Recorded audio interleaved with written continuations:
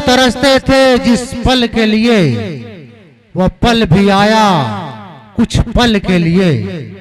मैंने सोचा कि रोक लूं इस पल को कुछ पल के लिए, पर वह पल रुक न सका एक पल के लिए। दोस्तों आइए अब मैं इसके बाद बयान खिताबत के माहौल में लिए चलता हूं और आप ही कुर्ब जवार रहने वाले ऐसी शख्सियत को मैं आपको रूबरू पेश करना चाहता हूं जो किसी तारीफ का मोहताज नहीं है, जिन्होंने बयान खिताबत के माहौल, बयान खिताबत का अपना ओढ़ना बिछौना बनाया हुआ है और पूरी दुनिया को ये लोहा बनवाया हुआ है। मैं निहायत ही अदब एहतराम के साथ जनाब हज़रत मौलाना मुश्ताक अहमद साहब मिफ्ताही मद्दजिल आली आयशा सिद्दीकी अली बनात फेटा से मैं इल्तमास करता हूँ, जो हमारे उस्ताद भी हैं, हमारे मुरब्बी भी हैं।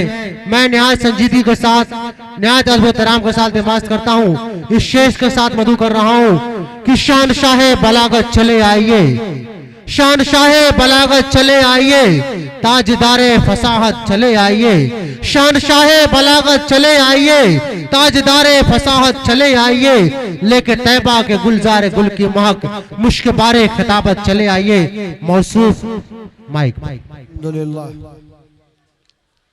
अल्हम्दुलिल्लाह नहमदुहु व नस्तईनुहु व नस्तगफिरुहु व नु'मिनु बिही व नतवक्कलु अलैहि व नऊज़ु बिल्लाहि मिन शुरूरि अनफुसिना व मिन सय्यिआति अअमालिना। मन यहदिहिल्लाहु फला मुदिल्ल लहु व मन युद्लिल्हु फला हादिय लहु व नशहदु अल्ला इलाहा इल्लल्लाहु वहदहु ला शरीका लहु व नशहदु अन्ना मुहम्मदन अब्दुहु व रसूलुहु। अम्मा बाद फ़क़द क़ाल अल्लाहु तआला फ़िल क़ुरआनिल मजीद वल फ़ुरक़ानिल हमीद। अऊज़ु बिल्लाहि मिनश शैतानिर रजीम। बिस्मिल्लाहिर रहमानिर रहीम। अलिफ लाम मीम। ज़ालिकल किताबु ला रैब फ़ीहि हुदल लिल मुत्तक़ीन। सदक़ल्लाहुल अज़ीम। मुकर्रम व मोहतरम सदर जलसा, स्टेज पर तशरीफ फरमा मुअज्जज़ उलमाए कराम, बड़े अदब से प्यार से, बड़े अदब से प्यार से कुछ जबरदस्ती बैठे हुए सामईने कराम, अगल बगल में बैठकर सुनने वाली माँ बहने बहू बेटियां और उठक बैठक करने वाले नौजवान, अस्सलामु अलैकुम व रहमतुल्लाहि व बरकातुहू। मेरे दोस्तों और बुजुर्गों, वक्त का काफी हिस्सा गुजरता हुआ चला जा रहा है। भाई बहुत सारे लोग जा चुके हैं। अब आप लोग भी सोचते होंगे कि मौलाना को माइक मिल गया तो जब तक सब लोग साफ नहीं होंगे मौलाना अपनी बात को खत्म नहीं करेंगे। ऐसी कोई बात नहीं है, मुख्तसर तौर पर मुख्तसर सी बातें होगी। सबसे पहले मैं शुक्रगुजार हूँ उन असातिज़ाए कराम का कि जिन्होंने पत्थर को तराश कर हीरा बना दिया। सबसे पहले मैं शुक्रगुजार हूँ उन असातिज़ाए कराम का कि जिन्होंने पत्थर को तराश कर हीरा बना दिया।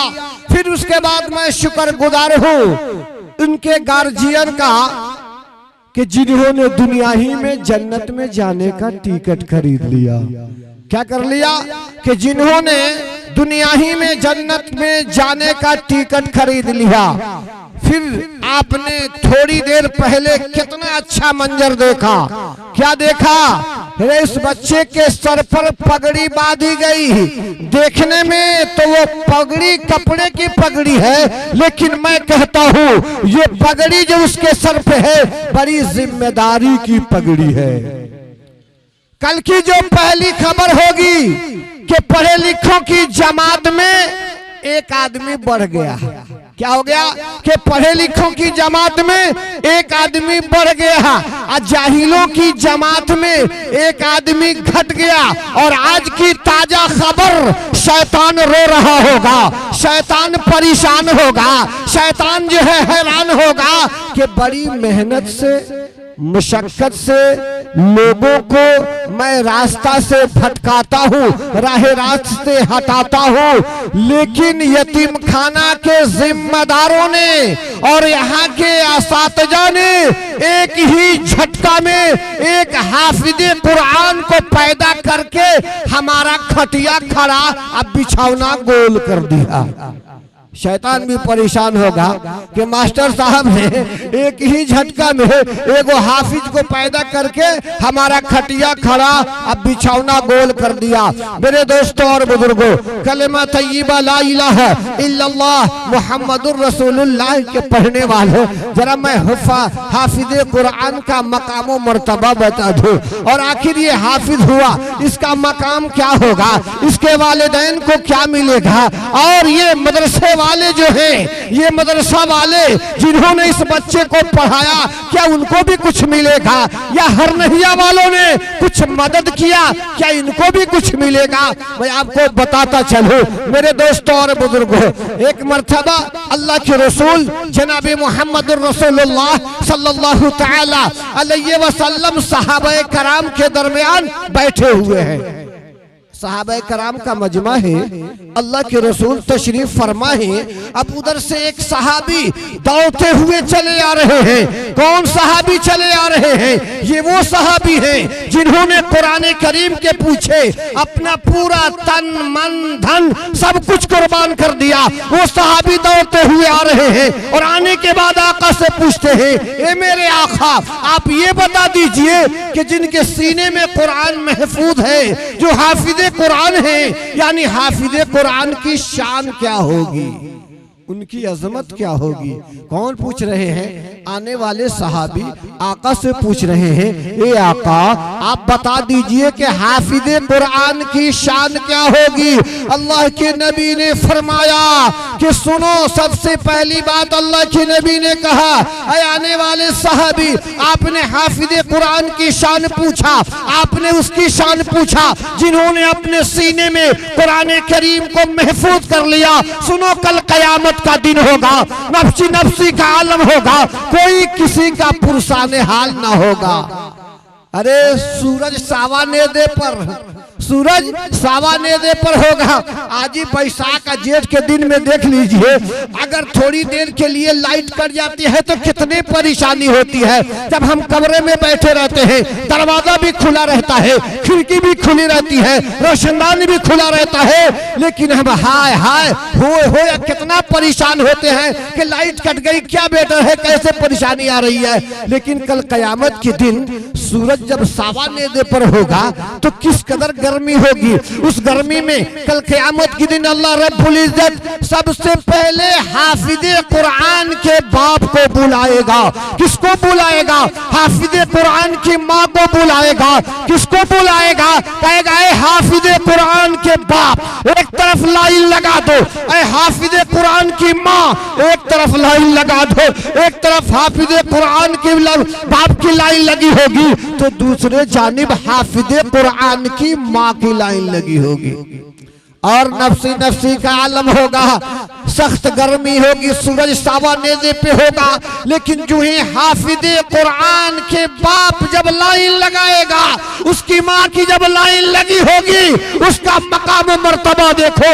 अल्लाह रब्बुल इज्जत फरमाएगा कि मेरी कसम, क्या कहेगा कि मेरी कसम, जन्नत की ठंडी ठंडी हवा मेरे कुर्सी के नीचे, अर्श के नीचे से चला दो।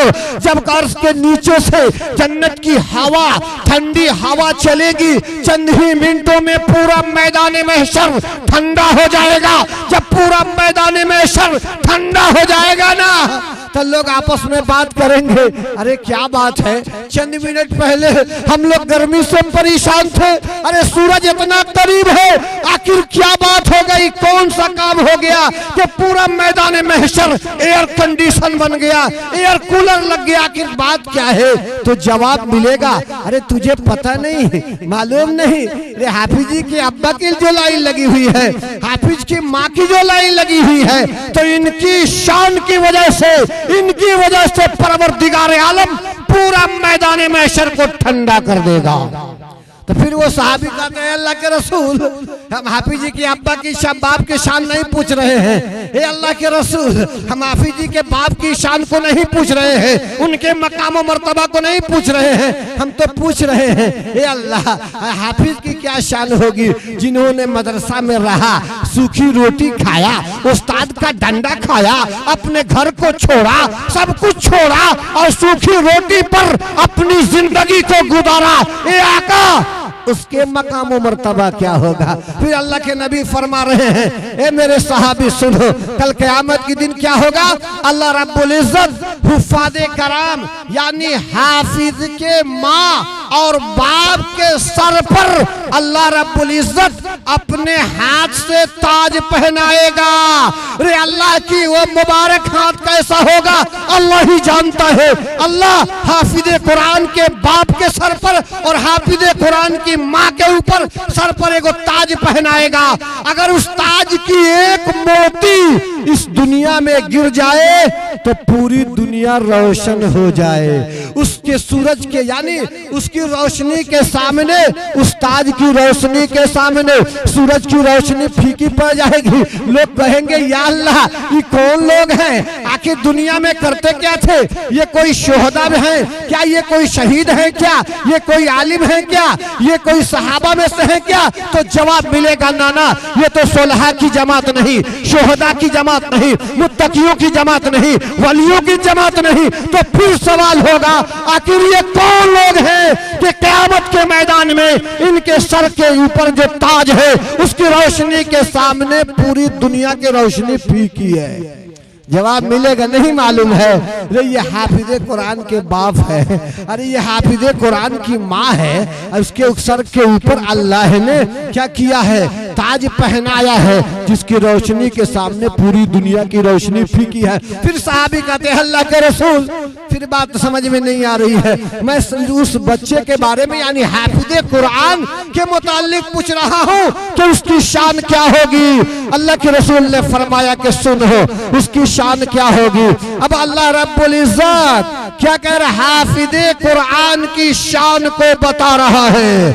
नबी ने फरमाया कि हाफिज कुरान की शान होगी। अल्लाह रब्बुल इज्जत फरमाएंगे, ऐ हाफिज कुरान, कुरान को पढ़ता जा, कुरान को पढ़ता जा, उसकी सीढ़ियों को तय करता जा। जहां तेरा पढ़ना खत्म होगा उसी जगह उसका तेरा आखिरी मकाम होगा। और फिर अल्लाह फरमाएंगे, ऐ हाफिज कुरान, अरे कुरान को जल्दी जल्दी मत पढ़ो, जिस तरीके से दुनिया में ठहर ठहर ठहर के पढ़ते थे वैसे ही पढ़ो। 6666 आयतें हैं, तुम उसको पढ़ते जा, उसकी आयतों को तय करते, उसकी सीढ़ियों को तय करते जा। जहां तेरा पढ़ना खत्म वहीं पर तेरा आखिरी मकाम होगा। यानी हाफिज कुरान का मकाम क्या होगा भाई? अरे वहीं पर क्या होगा? यानी जब जन्नत के करीब जब पहुंचेगा ना, अब अल्लाह मियां सुनो क्या कहेंगे, ऐ हाफिज कुरान, अब तमाम फरिश्तों को अल्लाह रब्बुल इज्जत फरमाएगा, ऐ फरिश्तों सुनो, ये हाफिज कुरान है, ये वो मेरा बंदा है कि जिन्होंने मेरे कलाम को अपने सीने में महफूज करके रखा है। इसलिए ऐ फरिश्तों आ जाओ और इनको सलाम करो। क्या करो भाई?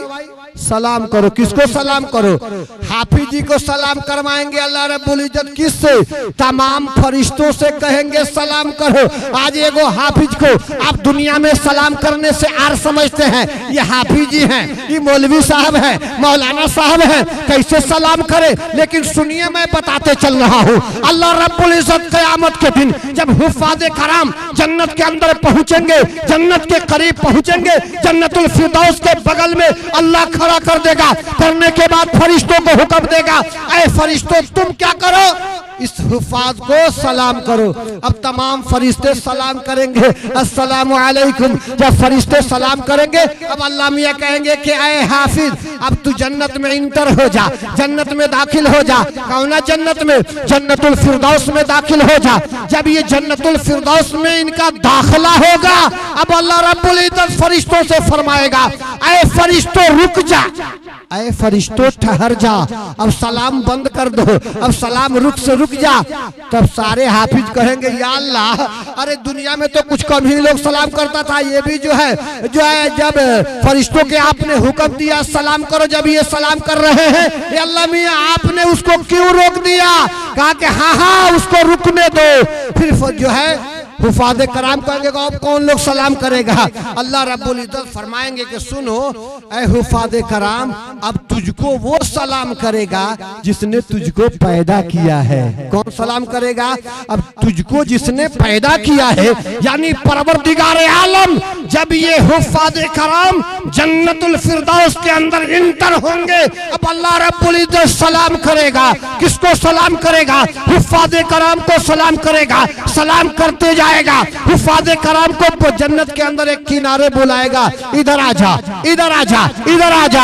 जब हुफाज़े कराम जन्नत में एक कोने में जाएंगे ना, यानी बालकोनी के अंदर जब वो रहेंगे, अल्लाह मियाँ फरिश्तों से कहेगा, अल्लाह मियाँ हुफाज़े कराम से कहेगा कि नीचे देखो। तो हुफाज़े कराम क्या करेंगे? बालकोनी पर से ऐसे जब नीचे देखेंगे ना, तो क्या देखेंगे कि आग जल रही है। क्या देखेंगे?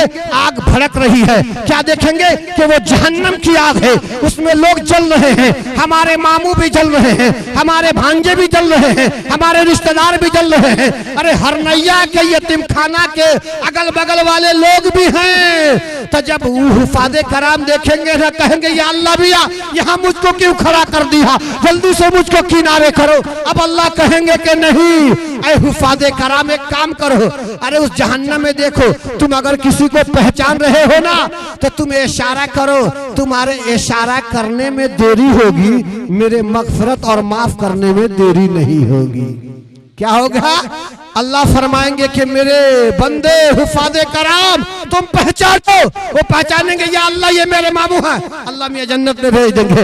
ये हमारे फलाने रिश्तेदार हैं, जन्नत में भेज देंगे। कहेंगे या अल्लाह ये तो हरनहिया के लोग हैं। अरे ये वो मदरसे में आया जाया करते थे, मदरसे से बड़ी मोहब्बत किया करते थे, मदरसे से बड़ा लगाव था, मदरसे के ऊपर बड़ा खर्चा करते थे। ये मदरसे के सेक्रेटरी साहब है, ये मदरसे के नाजिम साहब है, मैं इनको पहचान रहा हूँ। अल्लाह रब्बुल इज्जत फरमाएगा, अरे तुम पहचानो, तुम्हारे पहचानने में देरी होगी और मुझे माफ करने में देरी नहीं होगी। क्या कहेगा? मेरे माफ करने में देरी नहीं होगी। अब ये बताइए, अगर आपने क्या किया, हरनहिया मदरसे में आप आए, हमारी माँ बहनें आई, या आप ही आ गए और आने के बाद कुछ मदरसे के बच्चों से मोहब्बत कर लिया, उससे बात कर लिया, मदरसे के जो है जिम्मेदार से कुछ बात कर लिया। अब बताइए ऐसी हालत में बच्चे देखेंगे तो पहचान ही जाएंगे ना कि फलाना आदमी मदरसा में आया था। अब इतना पहचानना ही काफी। जहन्नम में अगर किसी वजह से चले गए, ये बच्चे हाफिज़े कुरान अगर पहचान लिया और इशारा कर दिया, इनके इशारा करने में देरी होगी, लेकिन परवरदिगार आलम को माफ करने में देरी नहीं होगी। इसलिए दोस्तों और बुजुर्गों, इनका मकाम और मर्तबा बहुत ऊंचा है। अरे अल्लाह मियाँ के कई गो नाम है भाई? अल्लाह मियाँ के सिफाती नाम 99 गो है, उसमें से एगो हाफिज भी है। जब कोई अल्लाह का बंदा कुरान करीम को अपने सीने में महफूज कर लेता है, याद कर लेता है, तो अल्लाह ताला उससे खुश हो जाता है और खुश होकर के अपना नाम दे देता है। क्या करता है? अपना नाम दे देता है। कल तक वही बच्चा रास्ता पर चलता तो आप क्या कहते? अब्दुल करीम, अब्दुल रहीम, अब्दुल नईम, चाहे क्या रहीमुद्दीन कुछ कहते, लेकिन जो ही कुरान करीम को अपने सीने में महफूज कर लिया, अब जब वो रोड पर चलेगा तो उसको अब्दुल रहीम नहीं कह सकते, अब उसको हाफिज अब्दुल रहीम कहना पड़ेगा। क्यों? कि अल्लाह रब्बुल इज्जत उस बच्चे से इतना खुश हुआ, इतना खुश हुआ कि उसको अपने नाम के साथ पुकारवा रहा है। क्या कर रहा है? अपने नाम। ये कितनी बड़ी खुशनसीबी की बात है कि उस बच्चे को अल्लाह के नाम के साथ पुकारा जा रहा है। वक्त की किल्लत है, वरना मैं और सारे इन हुफ़ाज़े कराम की जो है बातों को बताता, लेकिन सारे लोग जा चुके हैं और कुछ जो है वो जाने की तैयारी में है। वो भी सोच रहे हैं मौलाना आकर के हम लोगों को डिस्टर्ब कर दिए। लेकिन मेरी माँ और बहनों, जरा 10-5 मिनट अपना वक्त लगा लो। हो सकता है कल क़यामत के दिन यही हमारा चंद, हमारे और आपका चंद मिनट बैठना, रुकना, इन हुफ़ाज़े कराम और हाफिज़े कुरान के निस्बत से बैठना, हो सकता है कि अल्लाह ताला हम सबकी गाड़ी पार कर दे। क्या कर दे? अल्लाह हम सबकी गाड़ी पार कर दे, बेड़ा पार कर दे। तो ठीक इसी तरीके से नेपाली में एक बड़े शहर में एक मदरसा कायम किया लोगों ने। क्या किया भाई? मदरसा कायम किया। जब मदरसा कायम किया तो सबसे पहली बार 5 गो स्टाफ, शुरू में क्या किया? 5 गो स्टाफ की बहाली किया। जब 5 गो स्टाफ की बहाली कर लिया तो मदरसे के जिम्मेदारों ने, मेंबरानों ने आपस में ये राय किया कि भाई मदरसा में खाना न बनवा करके 5 आदमी तैयार हो जाए, एक आदमी को खाना खिला दे। अब 4 आदमी तैयार हो गया। एक आदमी बेचारा मास्टर दर्जी था, उसने कहा कि सुनिए, मेंबरान से कहा कि मेरी माँ मालिका है, मैं अपनी माँ से कहकर इजाजत लेकर मेरी माँ कह देगी तो मैं फिर क्या करूंगा, मैं एक आदमी को अपने घर खिलाऊंगा। अब दर्जी मास्टर अपने घर गया। जाने के बाद अपनी माँ से कहा, ए माँ ऐसी ऐसी बात हुई है, एक मौलवी को तो खिलाना पड़ेगा। उसकी माँ ने कहा, कम वक्त, अरे मौलवी को खिलाने की बात करते हो, भाग जा, वापस चला जा, मैं किसी मौलवी को खाना नहीं खिलाऊंगी। अब वो बेचारा दर्जी उल्टे पांव वापस आया और आकर के मेंबरान से कहा कि मेरी माँ तैयार नहीं है। लेकिन मेरे भाई वही बुढ़िया 1 महीना के बाद क्या करती है? अरे एगो कपड़ा में, एगो कपड़ा से ढक करके एगो बर्तन में खीर बड़ा बढ़िया बना करके मदरसे में भेजा।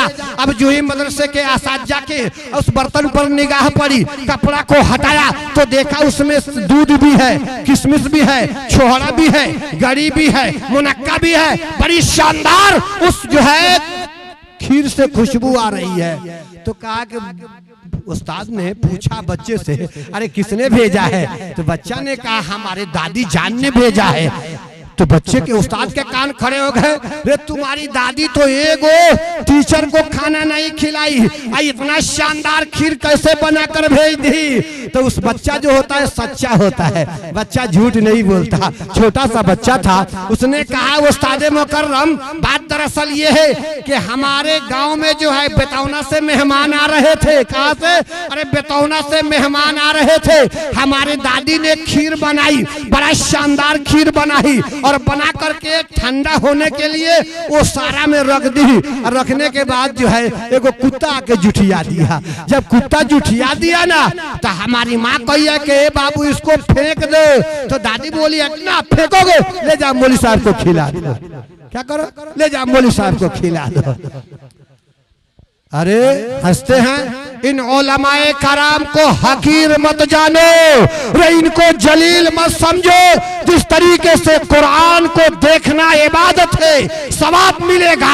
खाने काबा को देखना सवाब है और अपने माँ बाप के चेहरा को देखना भी सवाब है। ठीक उसी तरीके से इस स्टेज पर बैठे हुए इन उलमाए कराम के चेहरा को आप जब तक देखते रहेंगे, अल्लाह रब्बुल इज्जत आपके नाम अमाल में नेकियां इजाफा करेगा, आपके सवाब को बढ़ा देगा। और अगर इनसे आप मोहब्बत करेंगे ना, तो एक प्यारी हदीस सुना के अपनी बात को खत्म कर रहा हूँ। चूंकि वक्त की किल्लत है, सब लोग घबराए हुए हैं। हमारी माँ बहनें भी उठक बैठक कर रही हैं, ये भी सोच रही हैं ये मौलवी आया तो क्या क्या लफ्ज़ गढ़ने लगा। इसलिए कि हमारी माँ बहनें जो जलसा में जाती है ना, तब मत पूछिए। मौलवी साहब की तकरीर अलग होती है, इनकी तकरीर अलग होती है। लाख मुकर्रिर गुजरे होंगे, बेगम से कुछ कम ही होंगे, क्योंकि रात दिन फरमाना सबके बस की बात नहीं। हमारी माँ बहनें भी बहुत बड़ी मुकर्रिर है।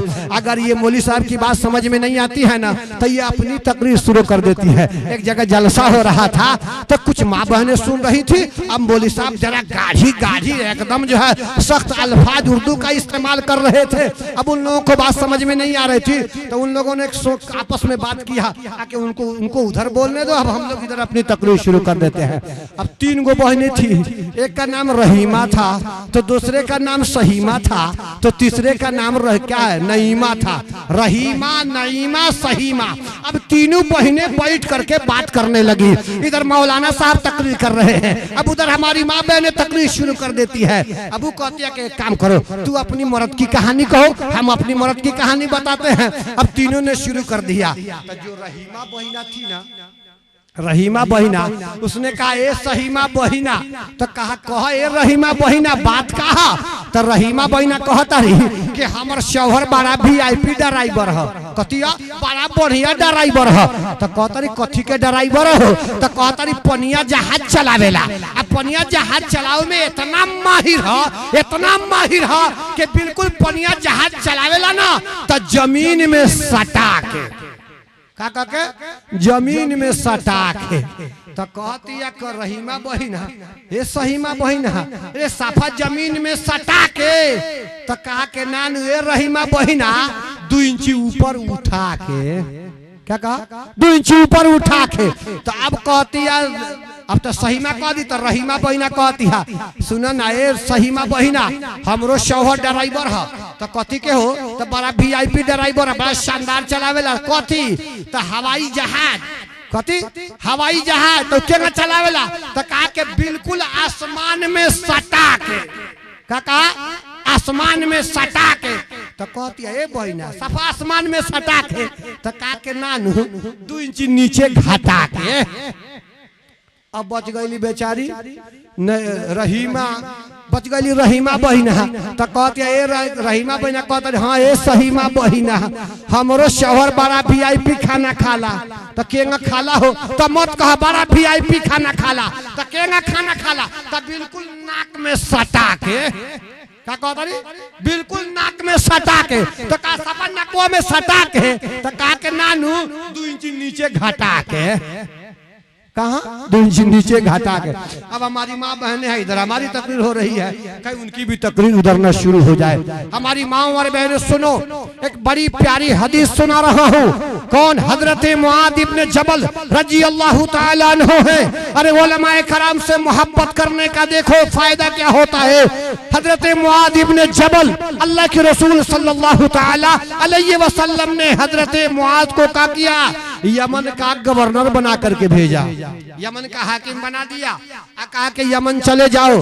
अब हजरत मुआज कैसे जाए, अल्लाह के रसूल ने ऊँटनी को इशारा किया, हजरत मुआज ऊँटनी पर बैठ जाते हैं। अल्लाह के रसूल ने ऊँटनी को उठने का इशारा किया, ऊँटनी उठ जाती है। अल्लाह के रसूल नकेल पकड़ते हैं, हजरत मुआज ऊँटनी पर सवार है। अल्लाह के रसूल पैदल चल रहे हैं, मुआज ऊँटनी पर सवार है। जब हजरत मुआज ने किसको देखा, अपने नबी को देखा। किसको देखा, काली कमली वाले को देखा। किसको देखा, सरकारे मदीना जनाब मुहम्मद रसूलुल्लाह सल्लल्लाहु तआला अलैहि वसल्लम को देखा कि आका पैदल चल रहे हैं, मैं सवारी पर सवार हूँ। तो हजरत मुआज ने कहा या हबीब अल्लाह, या रसूल अल्लाह, ए आका आप पर मेरे माँ बाप कुर्बान, आप आका हैं, मैं गुलाम हूँ, आप पैदल चले, मैं सवारी पर चलूं, ये आका ये मुझे अच्छा नहीं लग रहा है, ये आपके शान के खिलाफ है, ये आका ये मुझसे बर्दाश्त नहीं हो रहा है। तो आका ने क्या जवाब दिया, ऐ मुआज सुनो, ये मेरा हुक्म है, ये मेरा आर्डर है कि तुम ऊँटनी के ऊपर सवार रहा, तुम ऊँटनी पर बैठा रहा, मैं तुमसे मोहब्बत नहीं बल्कि आका ने फरमाया जो तुम्हारे सीने में मौजूद है मैं उससे मोहब्बत कर रहा हूँ। आका ने क्या फरमाया कि जिसके सीने में अल्लाह का कलाम होता है, जिसके सीने में अल्लाह का कुरान होता है, आका ने फरमाया वो अल्लाह का दोस्त होता है। इसलिए मैं तेरी इज्जत नहीं कर रहा हूँ, बल्कि जो तुम्हारे सीने में अल्लाह का कलाम है उस कलाम मुकद्दस की इज्जत कर रहा हूँ। इसलिए मुआज ऊँटनी पर सवार रहा, ऊँटनी पर सवार रहा, ऊँटनी पर सवार रहा, ये मेरा हुक्म है। इसलिए हुक्म है कि मैं तेरी वजह से नहीं बल्कि तेरे सीने में जो अल्लाह का कलाम है मैं उसकी इज्जत कर रहा हूँ। इसलिए दोस्तों और बुजुर्गों, ये हाफिज कुरान जो आपके सामने बैठा हुआ है बड़ा ऊंचा उसका मकाम है। सहरा में जंगलों में बयाबान में पढ़ो, अजी सहरा में जंगलों में बयाबान में पढ़ो, मीनार गिर चुके हैं तो मैदान में पढ़ो। ये बेखबर नुजूमी तुम्हें क्या बताएंगे, ये बेखबर नुजूमी तुम्हें क्या बताएंगे, अकल होने वाला क्या है ये कुरान में पढ़ो, कल होने वाला क्या है ये कुरान में पढ़ो। लगता है कि मेरा वक्त ज्यादा हो गया, अब मैं सोचता हूँ मैं अपनी बात को खत्म करूँ, लेकिन चलते चलाते अब आखिरी बात हमारी माँ बहनों के हवाले से, क्योंकि हमारी माँ बहनें कुछ सोच रही है कि जाऊं, कुछ सोच रही है कि न जाऊं, कुछ सोच रही है कि मौलाना लगता है कि हम लोग की भी बात करेंगे। तो मेरी माँ और बहनों 5 मिनट आपका वक्त लेना चाहता हूँ। ए मेरी माँ बहनों, बहुत से माँ बहनें किससे कहती है, अरे हम बीबी फातिमा से मोहब्बत करती है। कौन बीबी फातिमा? नबी की बेटी बीबी फातिमा। अरे वो बीबी फातिमा के चक्की चलाती थी, हाथ में ठेला पड़ गया था, मशकीजा से पानी लाती, पीठ पर निशान पड़ गया था, वो बीबी फातिमा, अल्लाह के नबी की बेटी बीबी फातिमा। कुछ औरतों ने कहा, अल्लाह के नबी की बेटी बीबी फातिमा, अरे तेरा अब्बा नौकर बांट रहे हैं, जाना एगो अब्बा से नौकर ले ले। अब बेटी फातिमा दौड़ी हुई अपने बाप के कदमों में, अपने बाप की खिदमत में आती है, कहते हैं कि अब्बा चक्की चलाते चलाते हाथ में ठेला पड़ गया, मशकीजा से पानी लाते लाते पीठ पर निशान पड़ गया, ए अब्बा एगो नौकर दे दीजिए। तो क्या कहा बाप ने, सुनो, अरे नौकर मांग रही हो, ए बेटी मैं तुमको नौकर से अच्छी चीज दे दूं तो? बीबी फातिमा ने कहा, ए अब्बा आपकी मेहरबानी होगी। तो नबी साहब ने क्या कहा, सुनो, नबी साहब दे रहे हैं नौकर से अच्छा कहा, ए मेरी बेटी हर फर्ज नमाज के बाद 33 बार सुबहान अल्लाह, 33 बार अल्हम्दुलिल्लाह, 34 बार अल्लाह अकबर, यानी 100 मर्तबा ए बेटी अपने रब का नाम ले लेना, ये नौकर से बेहतर है। आज आपकी बेटी होती, हमारी बेटी होती तो कहती बाप रे बाप, अरे अब्बा सबको बांट रहे हैं, हमको डांट रहे हैं, लेकिन नबी की बेटी ने मंजूर कर लिया। आज ये हमारी माँ बहनें सुनो, रे नबी की बेटी बीबी फातिमा एक वक्त में 3 गो काम करती थी। कौन काम करती थी भाई? 3 गो। लेकिन हमारी माँ बहनें हैं एक वक्त में 3 गो काम नहीं करती है, 2 गो काम जरूर करती है। क्या करती है? हाथ से झाड़ू देती है, अब मुंह से गाली देती है, हाथ से आटा सानती है, अब मुंह से झगड़ा करती है, और गाली भी ऐसी ऐसी देती है कि पूरा लोगत के किताब उठाइए, माना तलाशिए, कहीं माने मतलब से मुलाकात नहीं होगी। अब तो मैं इधर की बात नहीं करूंगा, अरे 12 जिला में तो ये भी पड़ता है, लेकिन बॉर्डर के करीब पड़ता है। मैं जरा बीच की बात करूंगा। अरे उधर की औरतें जो हैं गाली देने में बिल्कुल राजधानी सुपर फास्ट है।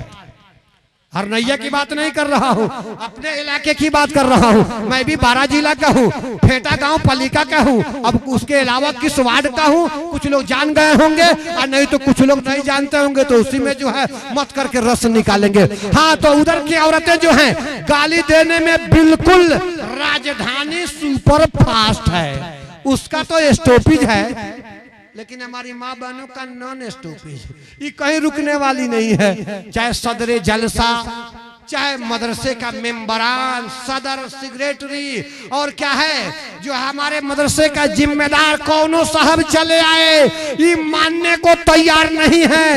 एक सांस में 9,72,000 गाली देती है। कितना? एक सांस में 9,72,000, वो भी बगैर नोकता खा। नहीं सुना? एक आदमी की घड़ी गुम हो गई, उसने कहा बेगम, तब बेगम ने कहा क्या हुआ गम, तो शवर ने कहा घड़ी हो गई गुम, तो बेगम ने कहा खरीद लेना, शवर ने कहा बहुत अच्छी थी, बेगम ने कहा खरीद लेना, शवर ने कहा बहुत अच्छी थी, तो बेगम ने बिगड़ करके कहा क्या हमसे भी अच्छी थी? तो शवर ने कहा कि जी हाँ तुमसे भी अच्छी थी। अब अगर कोई आदमी अपनी बीवी से कह दे कि तोरों से बेहतर, तो फिर हमको जवाब देने की जरूरत नहीं, वहीं पर उसको सवाल का जवाब मिल जाएगा। तो उसकी बीवी ने कहा है मेरे शौहर अरे क्या खूबी है उसके अंदर जो हमारे अंदर नहीं? तो शौहर ने कहा कि हाँ हाँ, घड़ी के अंदर एक खूबी है जो तुम्हारे अंदर नहीं। तो बीवी ने पूछा घड़ी में क्या खूबी है? तो शौहर ने कहा कि घड़ी जब बिगड़ती है तो बंद हो जाती है, और तुम जब बिगड़ती हो तो स्टार्ट हो जाती हो। क्या कहा? घड़ी जब बिगड़ती है तो बंद हो जाती है, और तुम जब बिगड़ती हो तो स्टार्ट हो जाती हो। घड़ी जब बिगड़ती है तो रुक जाती है, और तुम जब बिगड़ती हो तो शुरू हो जाती हो। यही फर्क तुम में और घड़ी में है। अरे हंसने की बात नहीं है, ए नौजवानों, रोने की बात है। नबी की बेटी बीबी फातिमा एक वक्त में 3 काम कर रही है। हाथ से आटा सान रही है, मुंह से सुबहान अल्लाह सुबहान अल्लाह, और अपने बेटे हजरत इमाम हसन और हुसैन को झूला झूला रही हैं। और क्या कर रही हैं? रात के तारीखी है, रात के वक्त ऐशा की नमाज के बाद बीबी फातिमा ने क्या किया? खजूर की चटाई बिछाती है और बिछाकर सर को सजदे में रख देती है। रखने के बाद कहती है सुबहान रब्बियल आला सुबहान रब्बियल आला सुबहान रब्बियल आला। इतना लंबा सजदा किया बीबी फातिमा ने कि बिलाल हबशी ने फजर की आदान दे दी। जब बिलाल हबशी की फजर की आदान के कलेमात बीबी फातिमा के कानों से टकराया, बीबी फातिमा ने सजदा से सर को उठाया और कहा कि मेरे मौला, तूने रात इतनी छोटी बनाई कि बीबी फातिमा एक सजदा भी नहीं कर पाई। काश के मेरे मौला तू रात को लंबी बनाता तो बीबी फातिमा एक सजदा तो कर लेती। ए मेरी माँ बहनों, नबी की बेटी है, एक एक रेकात में एक सजदा में पूरी रात को खत्म कर देती है। लेकिन पता ना अब हर नहिया की औरतें कब खत्म करती है। हमारे पंचायत की औरत तो जानते हैं क्या करती है? अरे खत्म करती है कब? जब बेटा की शादी करती है, लड़की की शादी करती है ना, तो डोमकच के खिलाई में चाउर के फटकाई में पूरे रात को जरूर खत्म कर देती है। मैं किन की खराबी को बताऊं? वक्त की किल्लत और वक्त का नाजुक हिस्सा है आपके सामने। अब ये छोटे छोटे बच्चे देख लीजिए, आपके सामने एक बच्चा खड़ा है, बैठा है और कुछ मोबाइल लिया हुआ है। उसकी उम्र देख लीजिए। अरे मोबाइल का भी अजीब दौर है। अरे बुढ़ाऊ चलाएगा लोग कौन? बटन वाला मोबाइल। आई चलाएगा लोग कौन? अरे मत पूछिए, 200 GB फ्री वाला स्क्रीन टच वाला चलाएगा। क्या करेगा? बुढ़ाऊ बाबा को सिखा देता है, बाबा लड़का से काट दिया, हरियरका से ओके कर दिया। तो दुए कलम वो लोग सीखते ही हैं। क्या करते हैं? जब घंटी बजती है, हरियरका दबा दिया, खत्म करना है तो कभी ललके दबा देते हैं, तो खत्म हो गया। तो कभी ललका कभी हरियरका, इतने रटे हुए हैं। लेकिन ये बच्चा आपके सामने मौजूद है, बैठा हुआ है, देख लीजिए। अरे ये मोबाइल चलाने में इतना माहिर है कि इस स्टेज पर बैठे हुए उलमाए कराम पर भी भारी पड़ेगा। अरे हम लोगों को भी नहीं पता ये कौन फंक्शन है, तो इसको कहां ले जाना है। अरे रखे तो हैं लेकिन चलाने का ढंग नहीं है। लेकिन छोटका लड़का चलने का ढंग नहीं है, फट से खोलता है, कोई यूट्यूब में घुस गया, कोई व्हाट्सएप में चला गया, अरे कोई ट्विटर चलाने लगा, क्या क्या चलाता है, अल्लाह की पनाह। तो आजकल ये बच्चे भी कम नहीं बिगड़े हैं। अरे इनके हाथ में तो कलम होना चाहिए, इनके हाथ में तो कॉपी होना चाहिए, इनके हाथ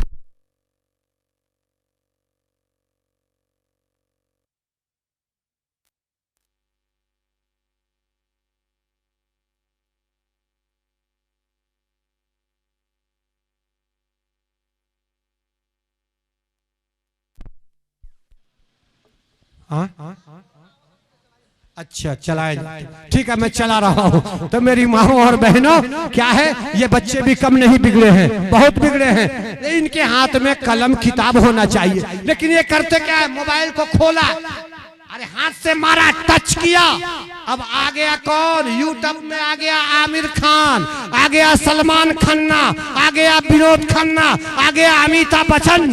अब ये बेचारा उन्हीं के डुप्लीकेट बनने में परेशान है।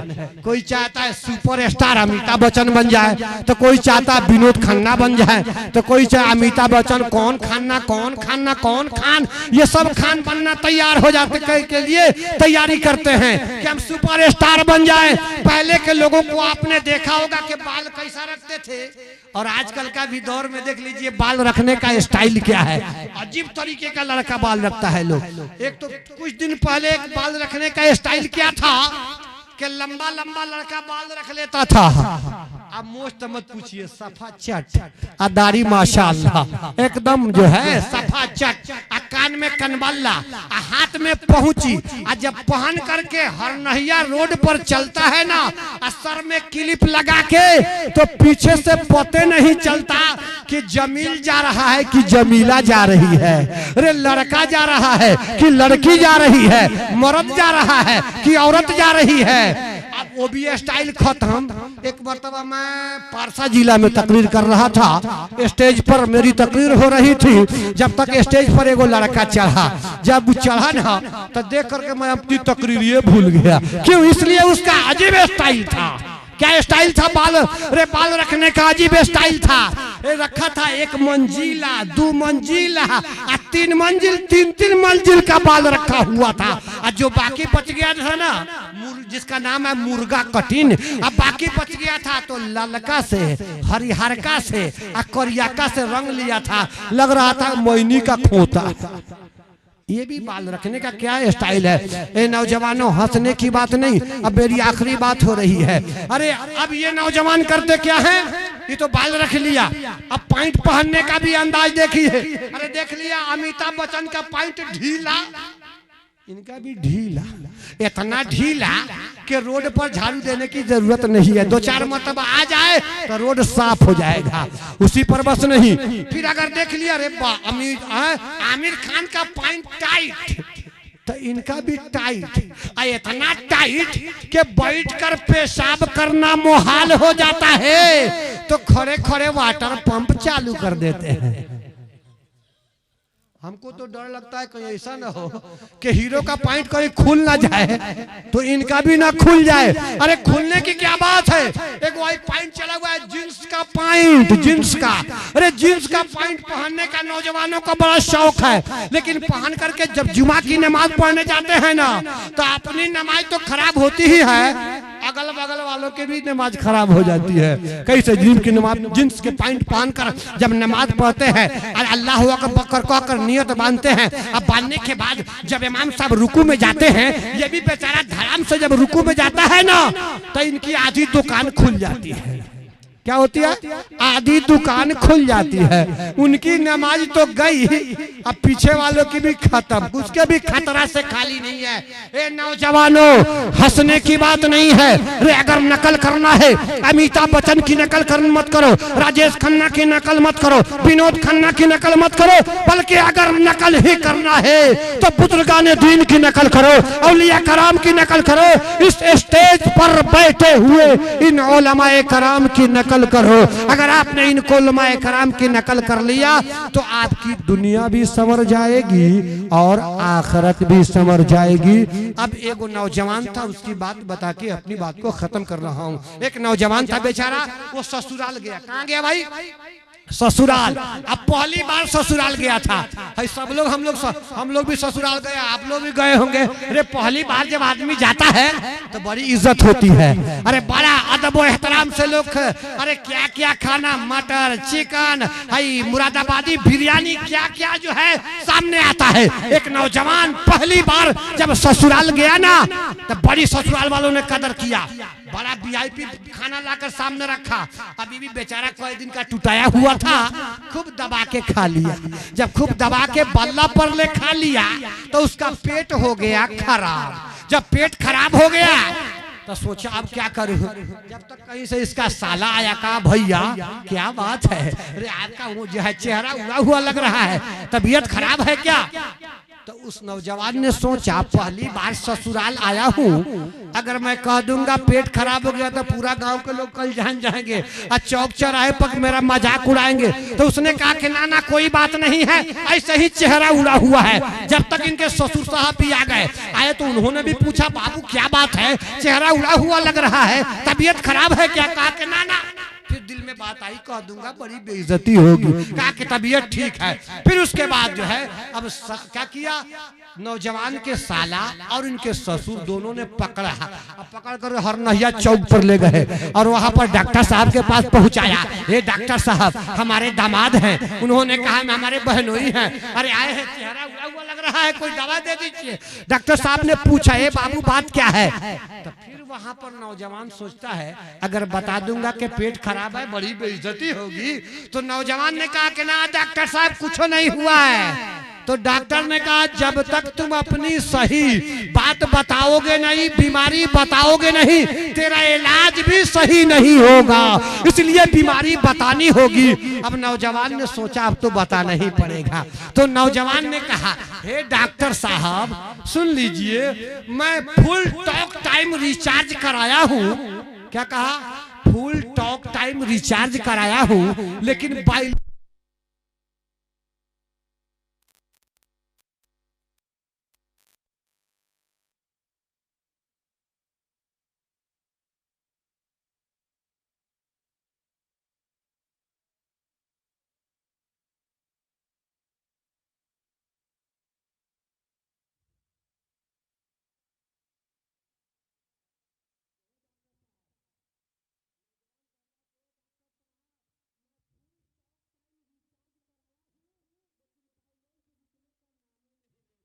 डॉक्टर साहब ने कहा कि हाँ हाँ बड़ी भारी बीमारी है, और कोई बीमारी है? तो कहा कि हाँ ये डॉक्टर साहब एक और बीमारी है। पूछा कौन बीमारी है?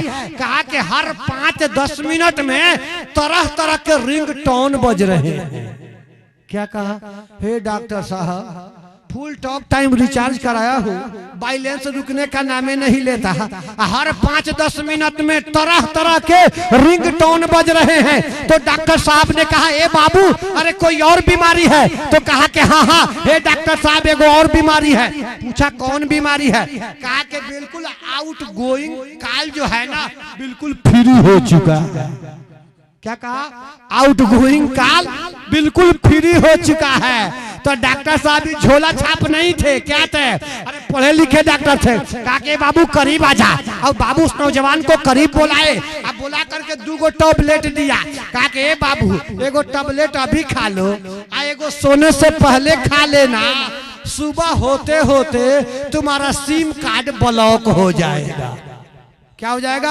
सुबह होते होते तुम्हारा सिम कार्ड ब्लॉक हो जाएगा। तो मेरे दोस्तों और बुजुर्गों, कलेमा तय्यबा ला इलाहा इल्लल्लाह मुहम्मदुर रसूलुल्लाह के पढ़ने वालों, वक्त की किल्लत है वरना हमारी माँ बहनें आप भी आपकी बातें होती। अल्लाह रब्बुल इज्जत हमारे कहने और आपके सुनने से ज्यादा उस पर